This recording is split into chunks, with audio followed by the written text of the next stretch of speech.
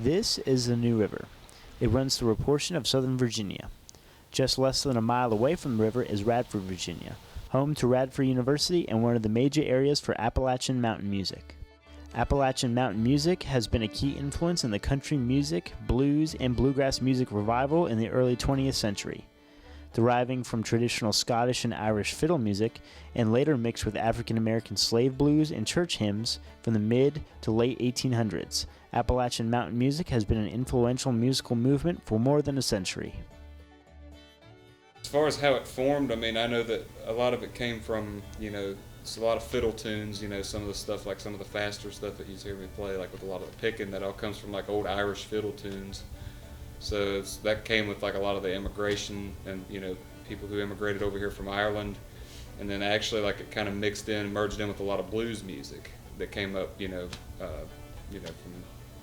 the deep south, like around the Delta area and everything. That's kind of where bluegrass sort of gets its thing.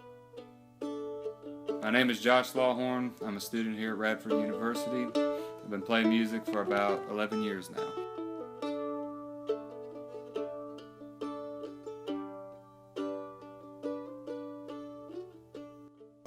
Everything, like a lot of the stuff, it's a lot of songs about down home kind of stuff. I mean, it's really like you hear a lot of the coal mining songs, definitely a lot. I mean, how many bluegrass songs is there about a train? There's about 1 million of those, and then you got some of the darker stuff. There's a lot of bluegrass songs about murder, and all the more like your Southern Gothic kind of stuff, I guess. And there was a natural progression from Irish music to Appalachian and old-time music because that's the way it happened here in America. Irish music coming over to the Appalachian Mountains and being converted into what we would call old-time and then eventually bluegrass music. But as far as themes, I think the themes you'll find in bluegrass and Appalachian music are universal.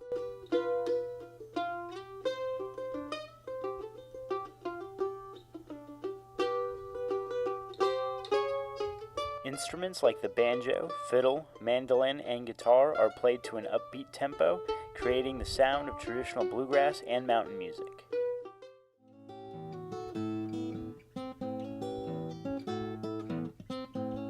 I like it because of the raw nature of the music. It's it's all on acoustic. I don't believe a lot of bluegrass or even blues music. A lot of the music really from the South. I don't feel like a lot of it, when it's done right, comes off very contrived. It's a very real and honest kind of music to the people who came up, and played it, I don't think there's any sort of thing that you can pin on Appalachian music and saying, this is something that they do that nobody else does. And that's not to cast aspersions on Appalachian music. If anything, it makes it more legitimate. Well, my band, Sugar Run, well, we definitely play an eclectic mix, and we're definitely not old time, but we're definitely not bluegrass. If we were playing with a bunch of bluegrass players, they'd say, oh, they're old time. If we were playing with a bunch of old time players, I've overheard people saying, oh, that's a bluegrass song, with a sort of sneer in their voice. And I think I need some hair of that dog. You set 'em up, I'll knock 'em down.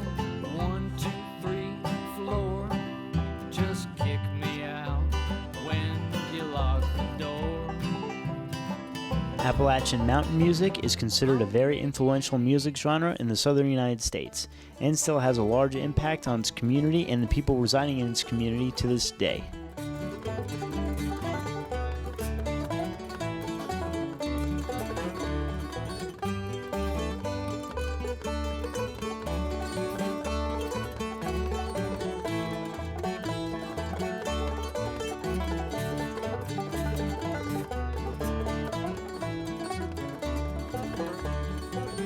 Down that gravel road, my heart is free from its heavy load.